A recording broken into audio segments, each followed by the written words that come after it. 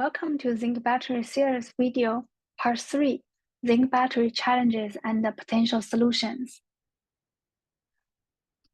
First, let's talk about the structure of a zinc battery. Specifically, here we refers to aqueous zinc-ion battery, as we have mentioned in previously. In part 2, aqueous electrolyte are the major advantages for zinc battery. So we focus on aqueous zinc-ion battery in this part. So from the structure perspective, the zinc-ion battery consists of mainly 4 parts: anode, cathode, electrolyte, and separator. So anode here in this figure, it shows the zinc metal, but it can be as different other type of material like graphite. We will have a comparison for the different type of zinc anode in next page. In this here, it shows vanadium pentoxide cathode, and electrolyte. Electrolyte is in between the anode and cathode. There is a separator here that the purpose for a separator is to avoid direct contact between the anode and the cathode because the contact can make the short current occurs. So that's a dangerous situation for a battery. So here in this page, we also show some like chemical reaction or ion, zinc ion, how zinc ion changes during charging and discharging, especially for anode. This metal type of anode, as you see, during discharge, metallic zinc will become zinc ion, and then when it's discharged, it becomes zinc ion, but when charged, it reduced back to zinc. So this is the core function for the metallic zinc type of battery.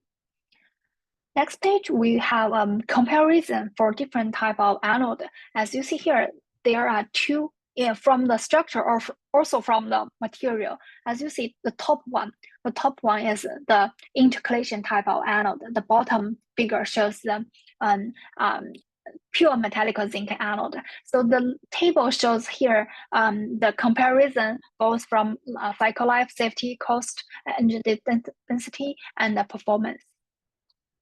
So as you see here, for the intercalation anode, basically the anode itself does not participate in the chemical reaction. Only zinc ion participate into the from the anode to cathode or return back like a rocking chair during charging and discharging.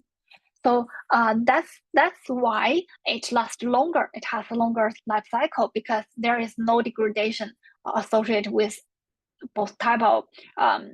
We can simply say there is no degradation with both electrode.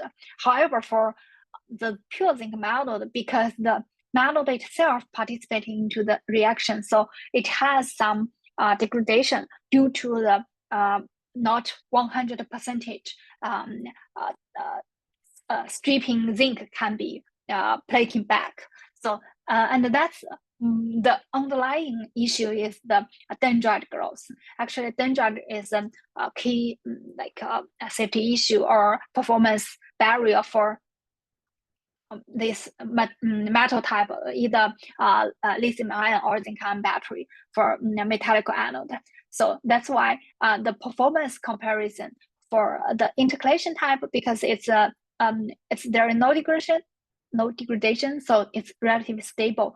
But for the metallic part, metallic zinc anode, it usually decrease over the time, even though it has initial higher capacity.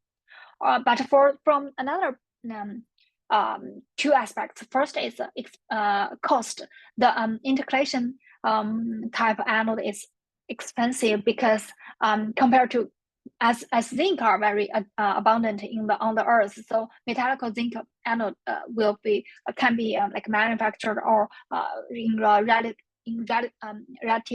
cheaper price. Another one is due to the intercalation type of anode does not fully or utilize the high theoretical capacity of zinc. Basically, it does not use any like a zinc anode, zinc metal anode. Utilize the maximize the theoretical capacity of zinc. That's why it has more relatively high energy density compared to the intercalation type of anode. So now, actually, when we compare this anode, we know that all the for metallic zinc anode, all the disadvantages becomes the issue that we want to overcome. So in next page, we want to talk about what are the zinc metal battery challenges or issues currently faced. As we see, that dendrite formation always a first issue, like a significant issue, like in this figure shows like a needle type. So if this needle type of material, like a deposit material, grows longer, it can create the short, like a short the circuit, right? So this is the first issue. And the shape change or redistribution of active material, this means that when the zinc stripping or plating, it does not create a flat surface. It's a very rough surface, so that all those surface areas exposed to water or exposed to electrolyte are increased. That's why the dendrite formation or the following like hydrogen evolution reaction will become more severe in those scenarios.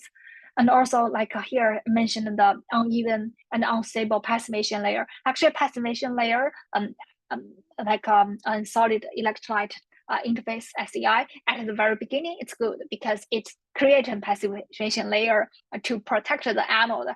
However, this because the issue is here is uneven and unstable. What we want is even and stable passivation layer, but in this case, the issue becomes it's hard to control the morphology of the passivation layer. So the eventually issue will become the zinc metal anode corrosion, or we can directly say that corrosion is create a barrier, or that for the zinc metal anode to be reversed, or reversibility becomes very poor because the amount of zinc stripping from the anode cannot be fully plating back.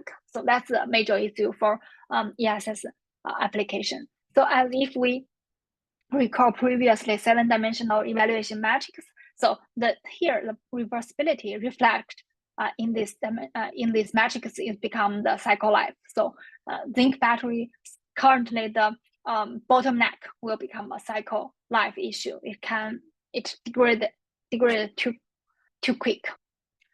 So let's see what type of potential solutions that researchers have bring out. So from there are two major directions. The first one is electrode engineering.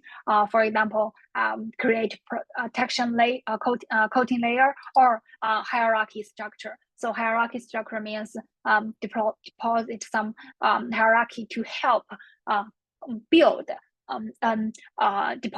deposit seed, so that the zinc during plating, it can become more evenly instead of this like dendrite growth.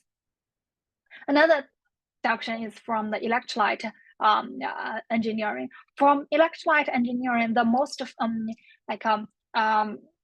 well-known or most popular one is to use the water in salt electrolyte. Water in salt is a very a type of very like a high concentrated electrolyte because it has more